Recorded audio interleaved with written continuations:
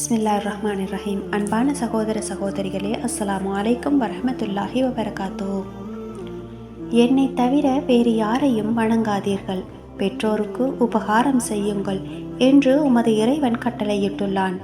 உம்முடன் இருக்கும் அவ்விருவருமோ இருவரில் ஒருவரோ முதுமையை அடைந்துவிட்டால் அவ்விருவரை நோக்கி சீ என கூறாதே, அவ்விருவரையும் விரட்டாதே, மரியாதையான சொல்லையே அவ்விருவரிடமும் கூறு.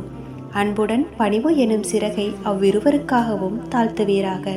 சிறுவனாக இருக்கும் போது என்னை இருவரும் பராமரித்தது போல் இறைவா இவ்விருவருக்கும் அருள் புரிவாயாக என்று கேட்பீராக.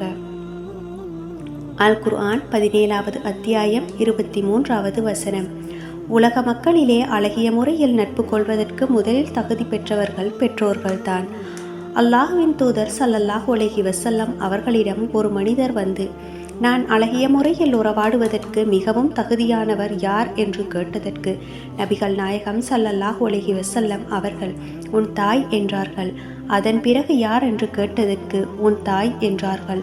அதன் பிறகு யார் என்று கேட்டதற்கு நபிகள் நாயகம் ஸல்லல்லாஹு அலைஹி வஸல்லம் அன்னவர்கள் உன் தந்தை என்றார்கள். அறிவிப்பாளர் அபூ ஹுரைரா ரலியல்லாஹு அன்ஹு. ஆதாரம் புகாரி 5971வது ஹதீஸ். வஸ்ஸலாம்.